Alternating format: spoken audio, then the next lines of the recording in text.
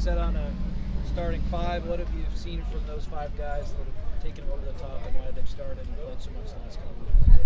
Well, just consistency, executing their assignment. And it's not just on Saturdays, but every day in practice. They've practiced a lot better last few weeks, so we just got to continue to build on that. We've had some good games, but they've been good. They haven't been great. I mean, there's still a lot of little things up there that we can get a lot better at. So, every day for us is just about trying to do all the little things right. Because obviously, as you get to better teams and better players, the little things become big things. How big of a loss is Gino, and who do you see as that second team right guard?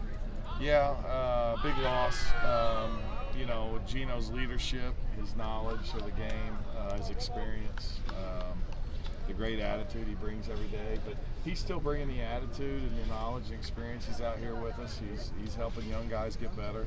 And, but it just, more than anything, I'm really upset for him.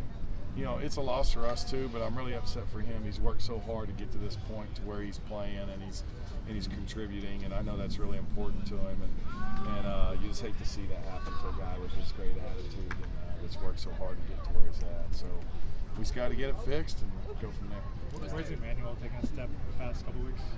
Yeah, gotten better, straining more, playing more consistent, playing through the whistle with better effort, and obviously getting more consistent in his technique and things. And so, just again, it's all kind of it's the little unseen things, but again, as we go along and we're getting deeper into conference play against good opponents, all those little things, they get bigger and bigger.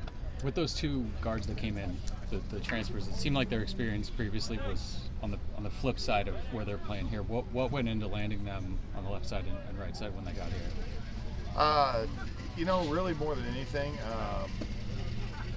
I always think it's good when guys change sides later in their career because they kind of know what their bad habits are, but it's hard to, when you're on the same side taking the same step, to get those things kind of out of your system. And I think for both those guys, flipping sides was a positive for them because it let them kind of develop new habits. And so more than anything, that was probably it.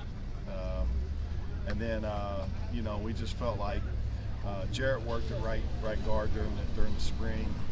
Some of it was the injury he was coming off of with the ankle, and while we put him on the right side. And then Emmanuel, really, I just wanted to change some habits of his. What's up with Alani going forward? And obviously you got some experience early in the season. Pretty young guy still. Is there a thought to trying to retain his red shirt, or is he close enough to that top group that you expect him to play? I think Alani's got to be ready to play. I think if we have any injuries there, we obviously have some different options possibly with Murphy at tackle and Jonah inside, which you saw a little last year.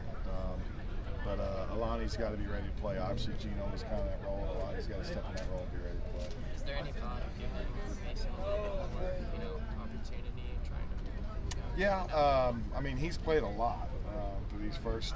He's played almost as much as the way the games have gone, almost as much of it. And we're going to continue to play him. He's played well, and he's playing at a really high level, and he deserves to get snaps on the field. And so how that works from this point forward, I think will just be determined in practice, not by what I want.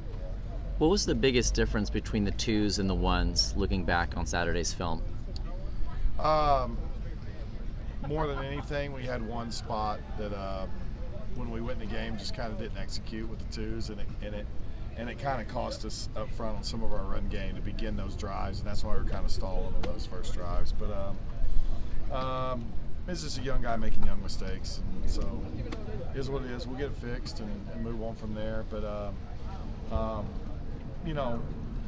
some of those guys made some mistakes that, again, it's those little things. It's something very small, but it results in losses and tackles for loss, and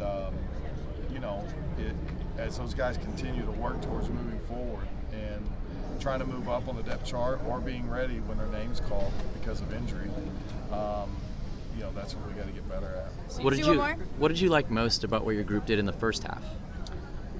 Well, I just thought the consistency of the pass protection, the IDs, the run game. I thought our fits on people, I thought getting on the right guys and pass protection and giving the quarterback time. I mean, we weren't perfect, but I thought for the most part we were pretty high level, and we executed at a really high level. We gave the quarterback time to deliver the ball, and then it gave us, in a run game, we were efficient, and it just let us operate. We didn't really have the play in the first half that we'd had the 2 games previous to that, at least for the offensive line standpoint, where we had kind of cost the drive and stopped the drive with our play.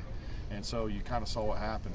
When we're not stopping drives with our play, our skill guys are pretty good. So, I thought that first half, Coach Riley said at halftime, was probably that's a little glimpse of what we can be when all 3 phases are firing together: offense, defense, special teams. Thank you, Coach.